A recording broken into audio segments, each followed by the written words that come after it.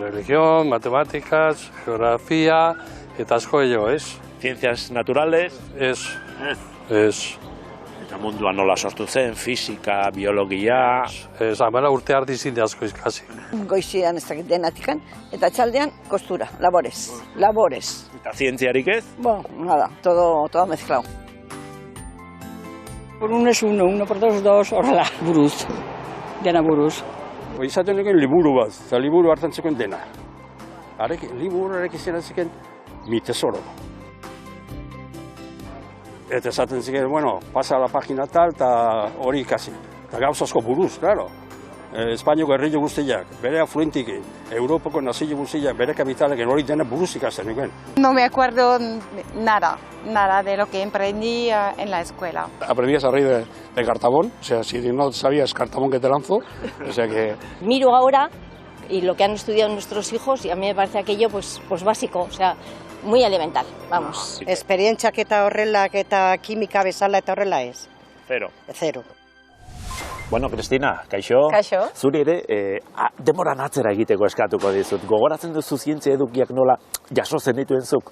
Oso esperientzia desberdinak izan ditut, gogoratzen naiz izugarri ondo ikastolan nola behin klimaren inguruko analisi bat egin behar genuen eta txandaka nola tokatzen zitzaigun anemometro batekin, termometro batzuekin, ikastola lehenago joan goizean eta sartu aurretik laurden gutxitan hainbat datu hartu eta gero horiekin lan egitea. Ze polita ez da.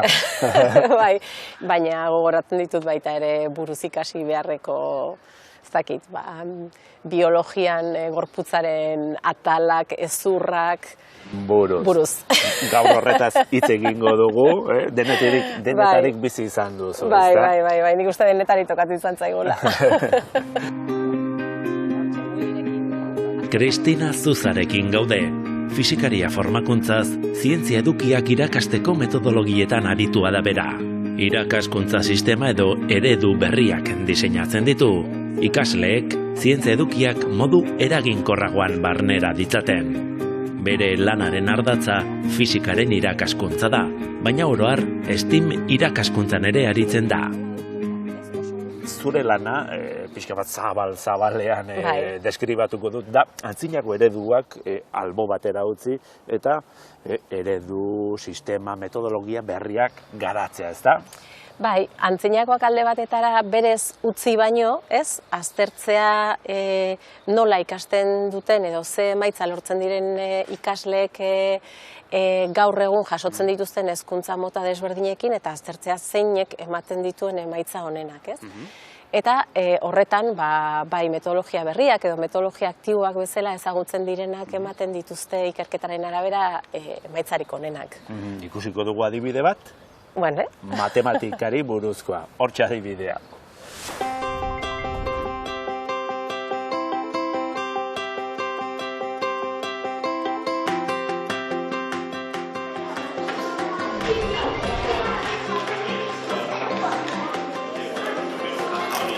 Guk honi esaten diogu beroketa matematikoa. Prest gaude kalkulagailuekin? Prest gaude. Gu guztiok eskolan ginenean, denak ikasten genuen batuketak modu berdinen egiten, keketak modu berdinen. Eta guk erakusten dizkiogu ikaslei estrategia desberdinak, bai? Orduan, nik nahi behar dut. 20tik hasita. Lauko saltoak emanda joatea goraka, kalkulagailuari eman beharreko agindu bada, lehenengo gauza, Joane? Venga, botoi zuriari. Gero eman beharko diot? Erik? 20tik hasiko garelako 20 emango diogu. Nolako saltoak nahi ditut eman, goraka edo beraka? Goraka. Orduan Malakai zeri emango diot? Gehi. Hasiko gara? Prest? Bota. 20 lau. 28. 22. 26. 30.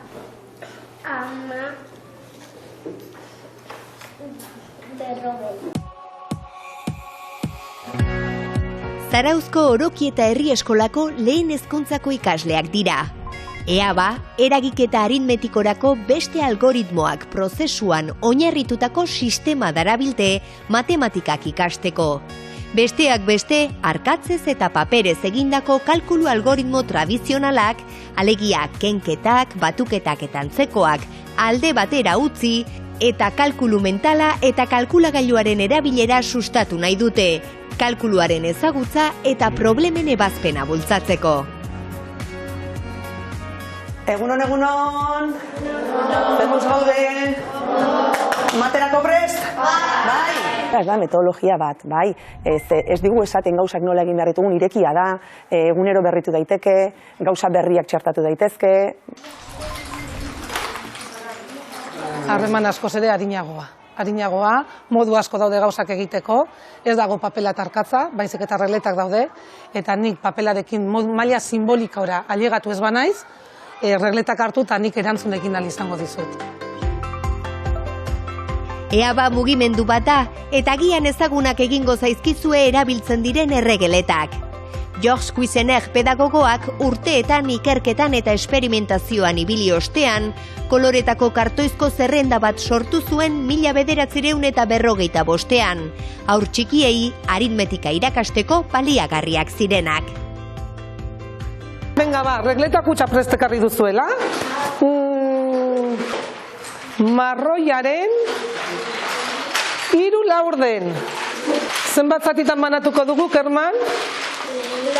4. Eta haietatik zenbat hartuko ditugu? 3. Horrek esan nahi du, marroiaren 3 laurden dela? Berde iluna dino, Kermanek. Danok ados? Regletak hasieran ez dute inongo baliorik, prismak dira, esaten dugu, prisma rektangularrak direla, koloretako prismak, eta neurri desberdinetakoa dira.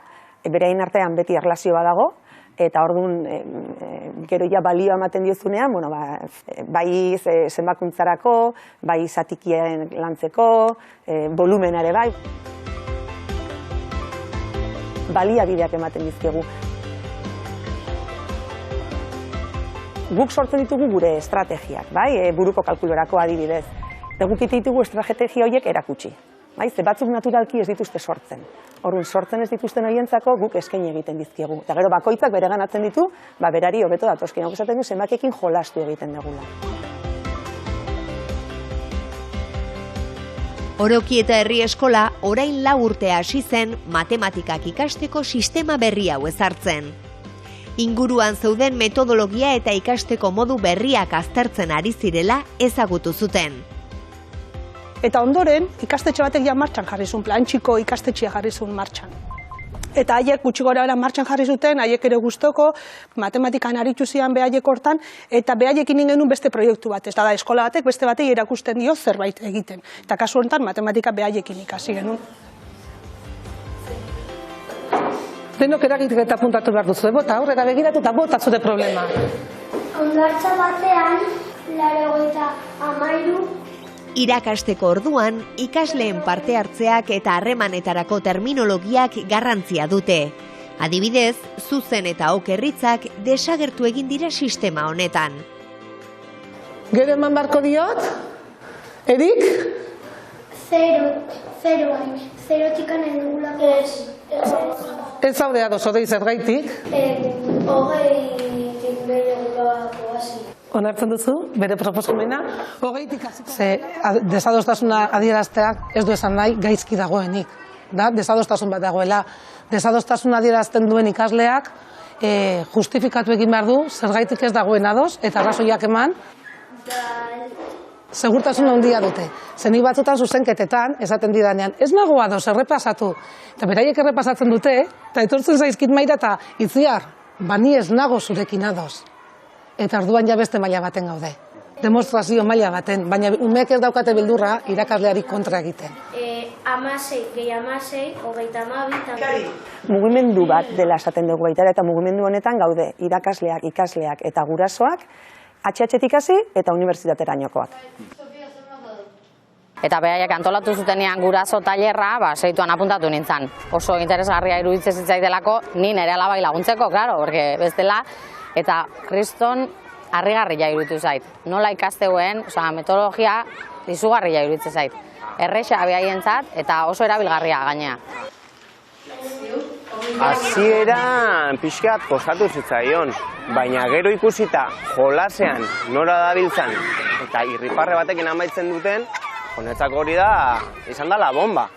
Zeren, nidakaten percepzioa gu nola ikasten genuen, eta orain nola egiten duten, irudikatuz, manipulatuz. Honetzako hori da, nire nago disfrutatzen orain. Tenerifeko eskola batean sortu zen EABA sisteman, hainbat metodologiatatik hartutako baliabideak erabiltzen dira. 3 fase ditu oinarrian: manipulazio fasea, fase grafikoa eta fase simbolikoa. Baina beti hasten gara manipulatzen, beti ikasleak ikusi egiten du, eta horrek asko errazten du ulermena. Ze guretzako garrantzitsua da ulertzea, ikasleek uler dezaten zertan gabiltzan, ez? Ze ez, hau zergatik horrela delako, ez. Pixkat manipulazio hor, eta gero, behin ja manipulazioarekin ulertuta dagoenean, gero ja materiala desagertu daiteke. Etengabe garatzen ari den sistema bat da, eta ikasgelan txertatu dutenen arabera oso aproposa. 10 aldiz 5, Nik uste leno egin genezakela gela batean banaketa bat, ez? Matematika gustatzen zaizkien ikasleak eta gustatzen ez zaienak, ez? Modu honetan lan eginda lortzen dugu ikasleak gustora egotea matematikako saiotan. Beldurra galtzea, eztabaida matematikoa sortzen dugu. Bidea hartu dugu, umeak ere bidea hartu dute, eta gustoko duten bide bada ikusten dugu emaitza honak eta matematikak ulertza ituztela, eta ez dago atzera pausoik hartu dugu. Erabakia hartu genuen eta gustora gaude gainera.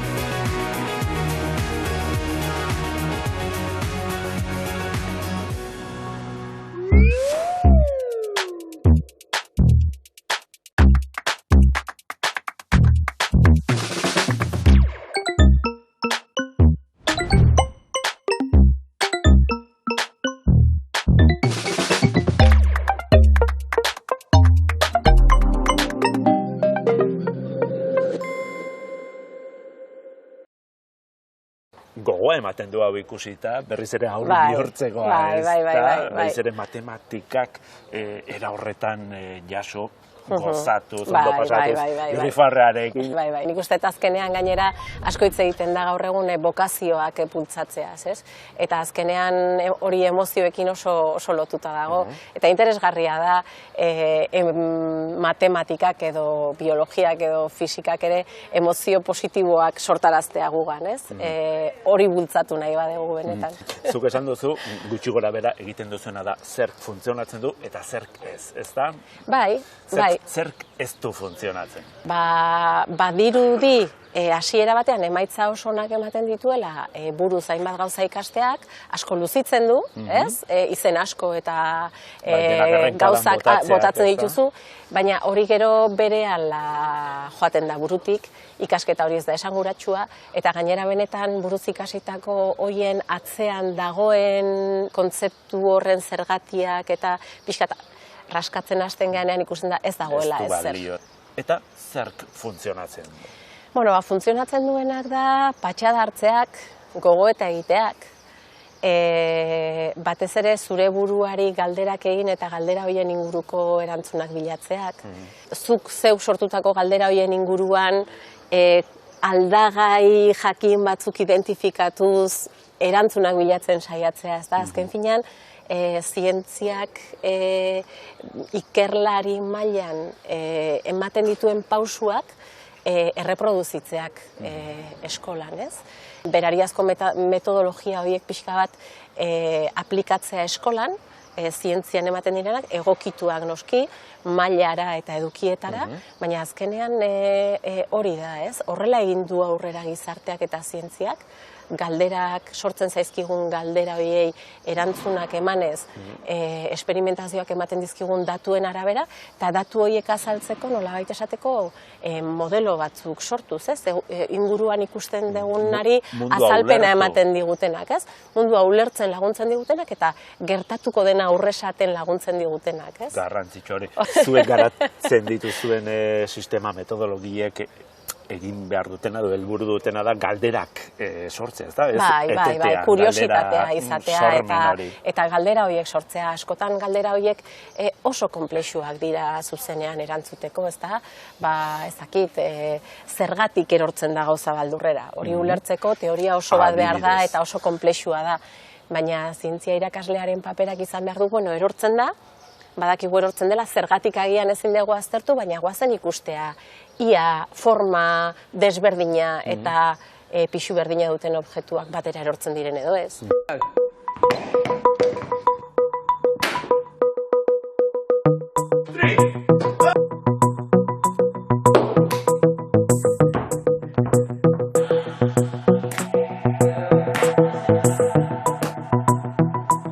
Edo ia forma berdina duten eta pixu desberdina duten objektuak batera erortzen diren ala ez. Hori neurtu, eta orduan ez daukazu, ez duzu erantzun osoa lortzen, baina bai lortzen dituzu aldagai batzurekin lotutako erantzunak. Eta horrek gero galdera berriak sortu ditzake. Eta pixkanaka modeloak eraikitzen goaz, eta azkenean, agian, ulertu dezakegu zergatik erortzen den, ez? Baina pixkat prozesu hori, ez? Oso interesgarria, ez da? Gaur egun sustatu nahi diren STEM disiplinak, hau da, zientzia, teknologia, ingeniaritza, arteak eta matematika, eremu egokiak dira irakaskuntza metodologia berriak aplikatzeko. Izan ere, horietan ikasleek pentsamendu malgua eta sormena sustatzen dituzte, eta osagai horiek ezinbestekoak dira berrikuntzak egiteko. Evidentzietan oinarritutako metodologia berriek teoria eta praktika uztartzen dituzte. Ikasleek problemak ebazteko eta analisiak egiteko gaitasuna lortzen eta espiritu kritikoak garatzen laguntzen dute. Ikasteko grina piztea eta interesa mantentzea ezinbestekoa dira, edukiak errazago barneratzeko, jakin mina bide lagun paregabea baita. Badago alderik, ez dakit, eduki humanistikoak edo deituko diegunak, literatura, soziologia, filosofia, horrelakoen irakaskuntza eta zientzia edukien irakaskuntzaren artean edo bi mundu bereizi dira? Nik uste baietz, badaude irakaskuntzaren teoria orokorrak. Gutxi gora bera, gizakion burmuinarekin eta gizakiok ikasteko daukagun moduarekin erlazionatuak, ez? Baina, gero, disiplina bakoitzak berariazkoak diren egiteko modu batzuk ditu, ez?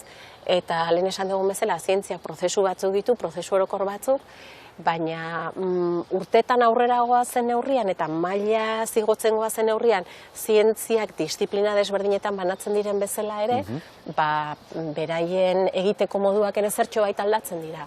Orduan, egokitu egin behar gara horretara. Orduan, ni ez naiz ez hizkuntzen, irakaskuntzan, ez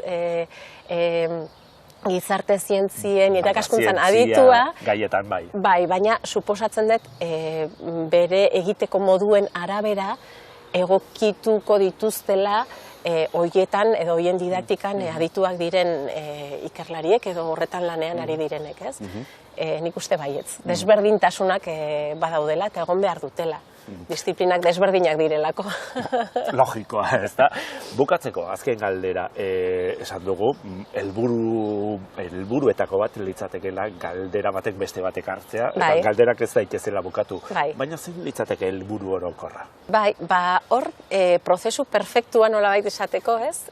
Ikasteko prozesu perfektu bat izango litzateke. Zuk galdera bat egiten duzu, ez da?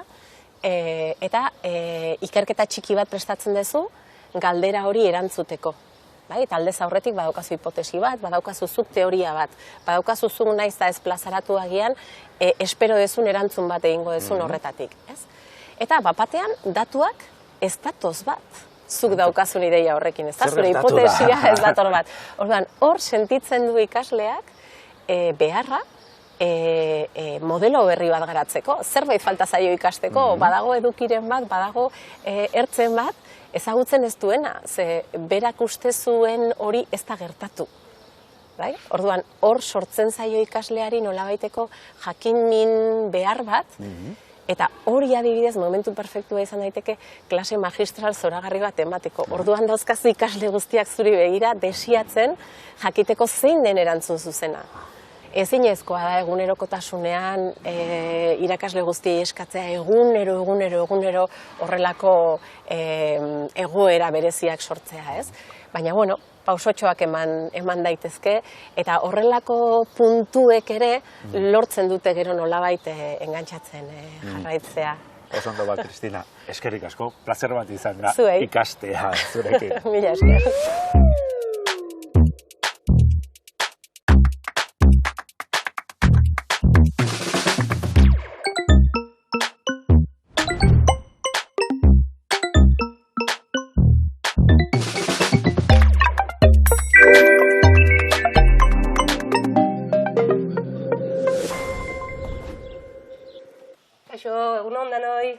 Ni Ane Bastarrika naiz, lanbide heziketan eraginkortasun energetikoan ematen ditut klaseak. Ni 2010 urtean hasi nintzen irakaskuntzan, eta hori, 13 urte damazkit.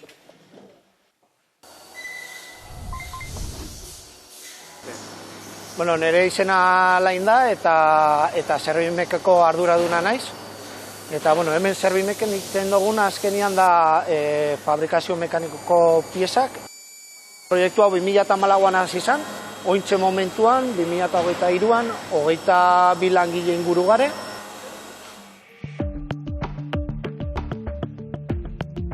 Ane eta Alain, lanbide heziketaren makineriak funtzionatzeko beharrezko piezetako bi dira. Izan ere, enpresen eta ikastetxeen arteko hartu emana ezinbestekoa da etorkizuneko langileen prestakuntzarako. Argi daukat, formakuntza zentruak eta enpresen arteko harremana oso estua izan behar dela. Gure bete behar bat da, enpresakin harreman oso estue daukeunez, gaur egun dauden berrikuntzatan onbergea eguneratuta. Enpresen beharrak asetzeko ordea, etzen nahikoa berrikuntza teknologikoak ikasgelara eramatea. Gu konturatu ginen 2009an. Adibidez, bazaudenan Confebask edo Etel, hasi ziren erakusten txostenak, eta denek esaten zuten gauza berdina. Zeharkako gaitasunak ere lan inbehar zirela, gehiago eta hobeto. Garai batean, gaitasun teknikoak lehenesten ziren, eta horietan oinarritzen zen lanbide heziketaren sistema. 2010an hasi nintzen nienik ikaslik orduan papel pasibo bazauken. Nik prestatzen ditu nire klasie eta ematen ditun azalpenak, ikaslik eseritea ote zien, gero ite zituzten eskautako lanak, azterketak, eta horren ondorioa kalifikazio bat izetezan.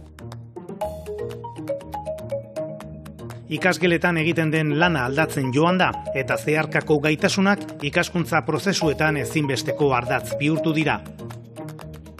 Gaitasun horiek garapen pertsonalarekin lotura handiagoa dute. Talde lanarekin, erabakiak hartzeko gaitasunarekin eta ekimenarekin besteak beste. Hori ikusirik, teknikan, lanbide heziketari aplikatutako ikerketa eta berrikuntzarako Euskal Autonomia Erkidegoko zentroan metodologia berriak aztertzen hasi ziren. Horrela sortu zuten ETAZI metodologia, eta ikaskuntza eredu guztia erronketan oinarritutako ikaskuntzan antolatzen da orain. Erronkak hasieran, planteatzen zaigu gela osoari erronka bat, eta azkenean lehenik eta behin taldeak jarri gabe eta egiten duguna da, normalean klase normalak egite ditugu. Azkenean erraminta batzuk lortu ahal izateko eta gero azkenean taldeka jartzen digute hori erronka horri aurre egiteko. Berezia egiten duten hainbat ezaugarri ditu metodologia horrek. Nagusietako bat irakasleen papera da. Irakasleak bakarkako lana utzi eta talde lanean jartzen ditu. hartu behar dituzte beraien asignatura, hemen lanbide heziketan moduluak deitzen ditugu, eta nahastu. Eta horrekin diseinatu erronkak ikasleentzako.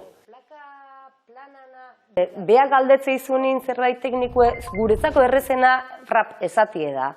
Adibidez, ez duiten zerrek failatzeu. Zuri zerrek iruditze zaizu failatze deula, esate dugu. Errealidadien lani nahiko balitz zein berko luke. Orduan animatze deu, behai galderakin erantzunez, pixkat beak bidi bilau dezan. Ziklo edo gradu guztietan ezarri daiteke metodologia hau. Ikastetxe bakoitzak ikaskuntza koordinatzaile bat du. Eta teknikarekin elkarlanean, zentro bakoitzean metodologia nola ezarri eta zein estrategia erabili zehazten dute. Prozesu horretan irakasleen formakuntza garrantzitsua da. Aritua deitzen dioten irakasleak bide horretan laguntzen die. Aritua hitzak, ustot polita dela asaltzeaz askotan, adituak deitzen dozkue, baina ez da aditua, ez da espertoa garen, baizik eta aritua da, mundu honetan ibilia dagoena, frogatzen duena, orduen, alde horretatik bai suposatzen du ardura bat guretzako, bai, ez? Guretzako arituen papela da gu ikaslientzako geana bezala, bai, gidari bat, o bidelagun bat, o bide argitzen laguntze egun bat. Bueno, pues, kaixo, nosotros somos Unai, Ruben y... Ikasketa metodologia aldatzeak, ebaluazio sistema ere aldatu beharra ekarri du ezinbestean. Garai bateko azterketak alde batera utzi eta gaitasunak dira orain baloratzen direnak. Baintxe bertan egin duguna izan da, azkenean erronka bat plantatzen zaigu, eta erronka horri aurre egiteko herramientak eta ala ere biltzaitugu, eta azkenean azkeneko atala izaten da, beti aurkezpen bat egitea. Hori guztia aurrera eramateko ikastetxeak antolakuntza malgua izatea eskatzen du. Eta fisikoki ere espazioak moldatzea ekarri du. Bai ikasleak eta bai irakasleak desberdina den beste esparru batean, beste leku batean sartze direnean ja desberdin ere konportatzen dira. Guk behar duguna da oso modu azkar batean funtzionalitate asko eukitzea. Bilatu nahi izan duguna da, guretzako oso garrantzitsua den kontzeptu da transparentzia. Metodologia hau demorazu berraztertzen nahi geha, ikusten nahi geha zerrek gerten digu ondo, zerrek eskizulo asko dauzke, orduan saretzen gu ez, eta aldan da finena saretu harren, beti otei ezuluk, eta beti berko dugu pixkat berraztertzen egon. Emaitza hauek esaten digute, enpresek somatzen dutela aldaketa bat egon dela ikasleen prestakuntzan eta hobeto prestatuta ikusten dutela. Nire kasuan adibidez nik uste independitagoa naizela oraintxe bertan aurrean jartzen diazun arazo bat behintzat nondik hasi badakit. Orduan azkenan ikuste erresagoa eukiko dugula dena. Argi eta garbi ikusten da, enpresetara llegatzen den ikasle perfil horiek niretako askoz formatuagoa dare. Gaur egungo errealitateari egokituta dare.